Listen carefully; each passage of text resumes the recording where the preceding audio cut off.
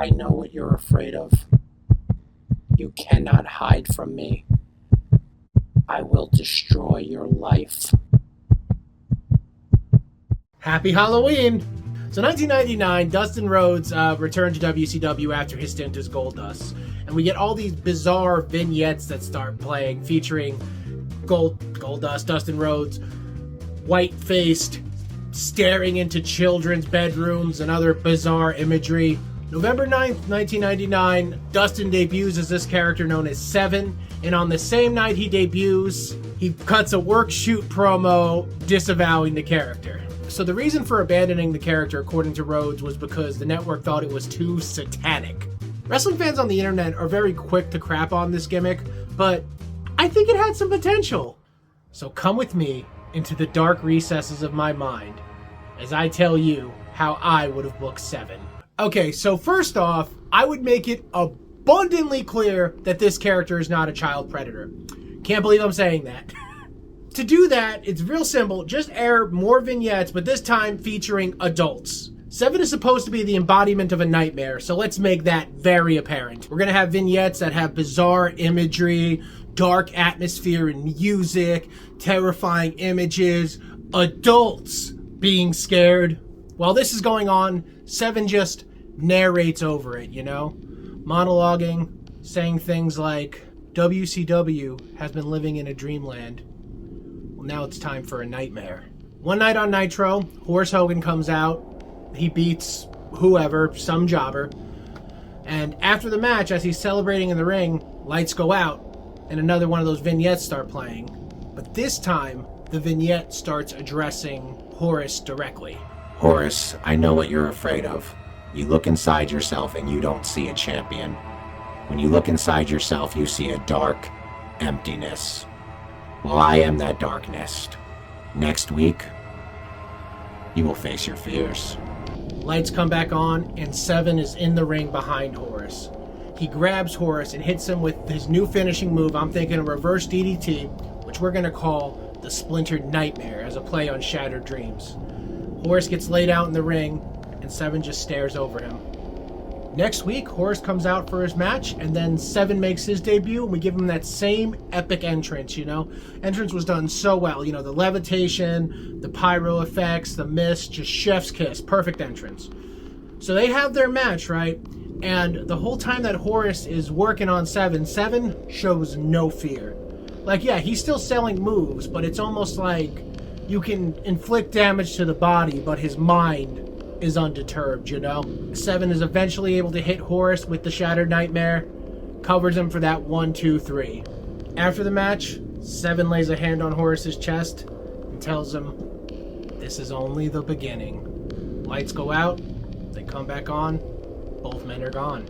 Later on, we get a backstage segment, and this is very amateurish, very GTV-esque, something to make it abundantly clear that this is Seven's personal camera feed, okay? And we see Horace, and Horace is dressed up like Hulk Hogan. He's got on the bandana, he's got on the shirt, and he is inside of a coffin. And he just starts freaking out, and he's pounding the inside of the coffin, hey, someone get me out of here, what's going on? And we hear him banging, and he's panicking, and then we hear Seven start to speak. Is this what scares you, Horace? To live and die in the shadow of others? You've been scared to face yourself, and now this is what happens. You will go to your grave without any accomplishments of your own because you were too scared to face your fears. As it cuts to a grave outside in a barren field, and on the tombstone reads, Hogan's nephew. Next episode of Thunder, we get informed that Horace was rescued by EMTs, that he is okay. We get footage of Horace being stretchered away, just looking traumatized and muttering to himself. Nitro, David Flair is in the ring ready for his match against Seven. It's going to be a no DQ match, and David is fired up. He's doing that crazy thing. He's banging the crowbar on the ropes, just, that whole manic energy thing he does, basically daring Seven to come out. Lights go out, and we get another vignette. Seven is backstage, and his image is superimposed over different images of water, like a raging ocean, a river rapids, and a glass just ominously filling up. When the water goes over your head, You know the moment of panic as you feel the pain in your lungs and the frenzy that comes over you. How you'll do anything or go through anyone just to breathe again. You're suffocating, David. You tried to follow in your father's footsteps, and that drove you to the edge of madness. I will give you that final push. Lights come back on, and Seven is in the ring with David. David is shooken up, but that quickly turns to anger, and he just rushes in with that crowbar, goes for a big swing, but Seven's able to dodge out of the way and hit him, and Seven gets the advantage early on. David's able to turn it around, though, and he just starts wailing on Seven with that crowbar, just really laying it into him hard. And he goes to bring it up over his head for another final big, huge swing, but then lights go out, come back on, and Horace is in the ring behind him, dressed in black with white face paint on. Horace grabs David, hits him with a white Russian leg sweep using the crowbar on his throat, and Seven's able to get the 1, 2, 3. After the match, David's on the ground just holding his throat, like gasping for breath, and Seven and Horace just stand over him just like, it's not done yet. Two of them grab him, throw him up over their shoulders, and the two of them carry him backstage. Later on backstage, we get more of that amateur footage as we see David Flair wake up inside of a glass box. He starts out confused, but then it quickly turns to anger and panic as he starts to see that the box is slowly filling with water. Water's just pouring in more and more rapidly, and he's just attacking the cage like a crazed animal just trying to get out. And while that's going on, we hear Seven start to monologue some more. You're trapped, David. You're trapped by the expectations placed on you by others, and by the madness of your own psyche. They tossed you into the deep end, sink or swim. You are in over your head. That's when we see the container completely filled with water and David Flair unconscious inside of it. On Thunder, we get word that the EMTs were able to resuscitate David. We see him walk in backstage when Arn Anderson pulls him over, and it's just like, hey, David, are you all right? And David's still just kind of, he's always been that kind of freaky like that with his character. But then when Arn Anderson mentions what happens, he mentions how Seven drowned him, David just snaps and starts beating Arn Anderson down with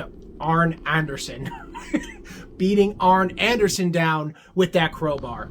So now basically we're going to take the crazy gimmick of David Flair and we're just going to take it up to 11. We're just going to go complete psycho with this.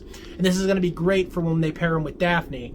And I was thinking that would exactly be their relationship. The undertone of their relationship would be violence. Never directed at each other, but like anything can set them off. 1 minute they could be laughing at a headless teddy bear. The next thing you know, they're getting into these big bar fights or smashing cars or getting arrested, just like total violent psychopaths. Nitro, Disco Inferno comes out for his match, and he's doing his dancing shtick or whatever.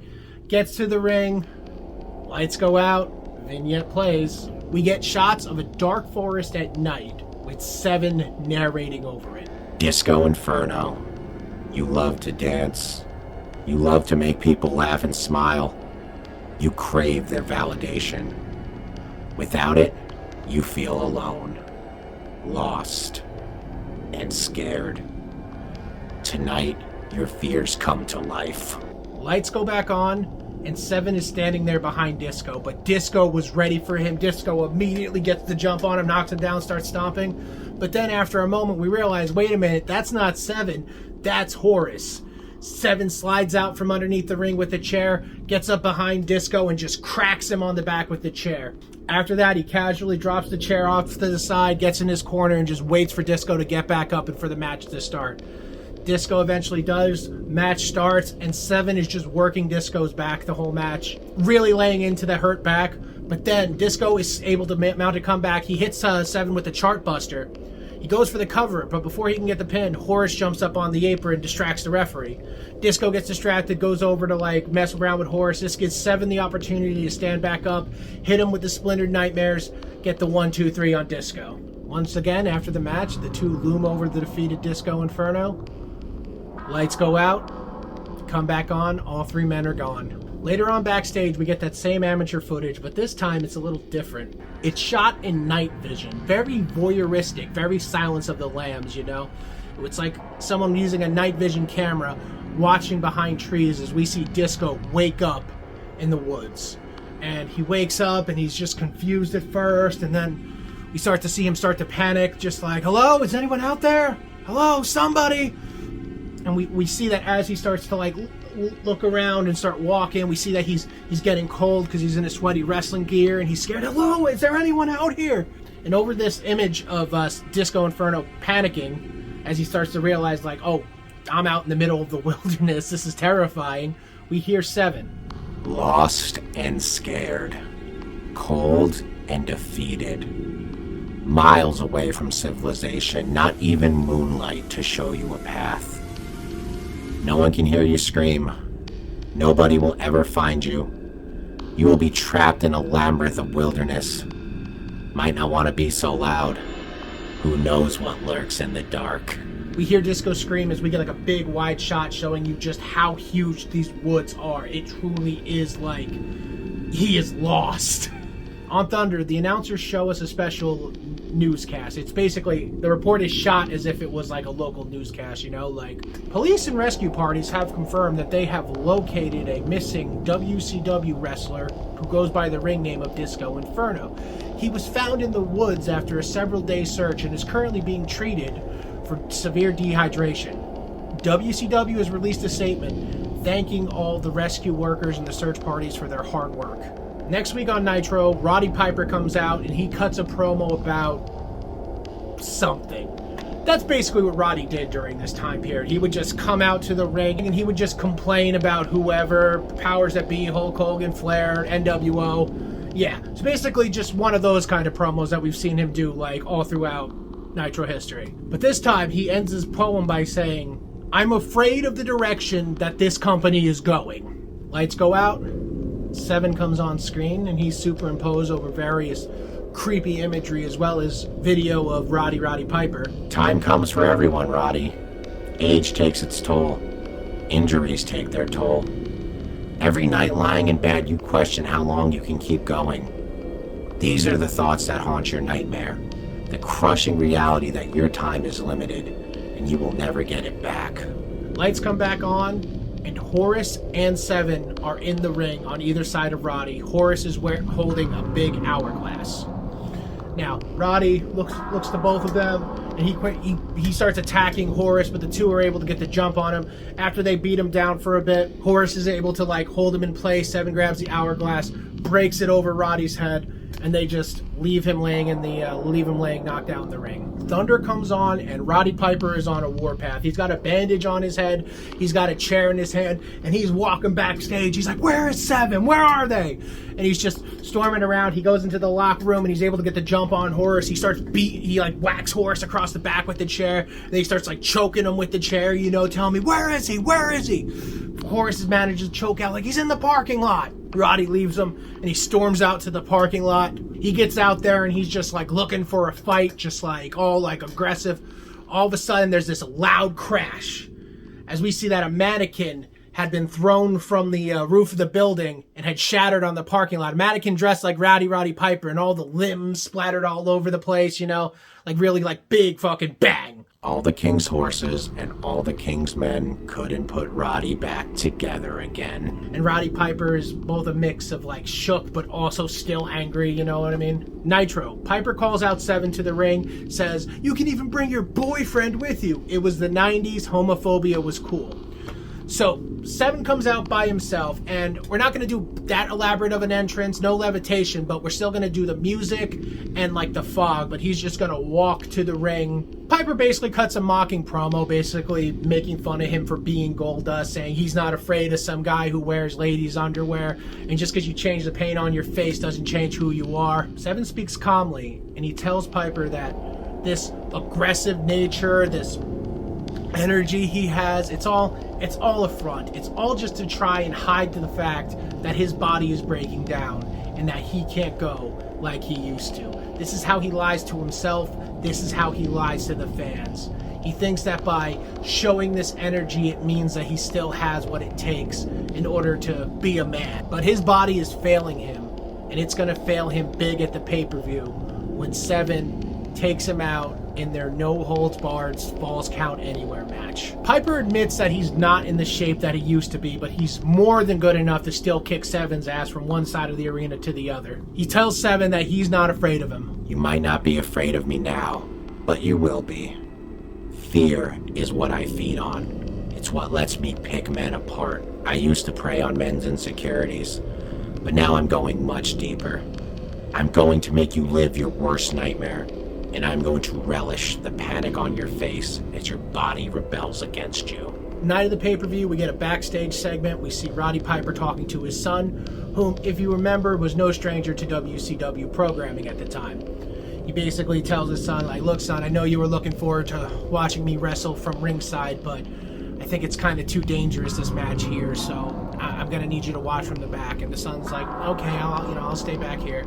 He's like, all right, love you, son, ruffles his hair and all that. And he stays in the back with a woman. Could be his mother, could be a Nitro girl. Basically, any appropriate chaperone works. We see the woman and the child, like, watching the television from the locker room, and Roddy comes out. He's like, again, fired up. He's roaring to go. Seven comes out. We give him the full entrance. It is a pay-per-view after all. The whole shebang. The levitation, everything. Match starts. Piper starts attacking him. They're both going at each other, but Piper's like, he's got that fire. Piper misses a move, which allows Seven to start working his legs. And he is just being real cruel to the legs, just battering the legs, bashing them with chairs, putting them in painful submissions, just working both of Piper's legs, really, that's his focus. Like, he is zeroed in on, like, breaking Piper's legs. And there's some hope spots. Piper's able to, start making a comeback, but then it's always getting cut off because, boom, just kick him in the leg. He crumbles, so that's basically Seven's whole game plan, just working his legs the whole match. By the end of the match, Roddy Piper is busted open, and he's, leaning up in the corner. He's barely holding on. He's got a chair in his hand. He laid Seven out with a chair shot, and now he's just kind of, going to him, come on, get back up. Come on, get up, Seven. I'm going to beat you with this chair. Get up. But then the Turnatron turns on, and we see backstage, Roddy's son and the woman are watching in the locker room when the lights go out. And when they go back on, Horace is standing behind them. And, the woman screams and she holds the kid close to her chest to protect him as Horace just stares menacingly at them and starts to reach out to them slowly, intimidatingly. So Roddy sees this and he immediately panics. He slides out of the rings and he's like, no, get away from them. And he's trying to move, but all that work that Seven had been doing to his legs have taken their toll. He can barely stand. He can barely walk. The pain is so much. He's falling to one knee and trying to get up, but it's just too slow. It's like a nightmare where you need to run, but you can't. And so he's freaking out. He's trying to get up the ramp, but he's going so slow. And just as Horace is about to reach them, the lights go out backstage. Roddy's just staring in horror. Seven comes up behind him, hits him with his finishing move, gets the 1-2-3 on the rampway. Seven looms over the defeated Piper before walking back up the rampway. We see backstage, we see that Horace is gone. He left the two of them unharmed. Staff come out to help Piper back to his feet, and as they do, he can barely walk, but he's still concerned. Where's my son? Is he okay? Terrified and panicked as they bring him back. We get one more vignette of Seven. We get a shot of Seven staring directly at the camera, all intimidatingly, dark, spooky, as we hear him laughing menacingly. So that's a pretty good start for Seven, don't you think? Should I keep going? Let me know in the comments. Let me hear how you would book Seven, or let me know what characters or angles that I should give my hand at fantasy booking. Thank you for watching WrestleScore. Please give us a like, a subscription, hit that bell because it helps. Also, you can find a link to my other channel in the description. It's a channel where I post silly content. I'm Rob from WrestleScore, and I'll see you later.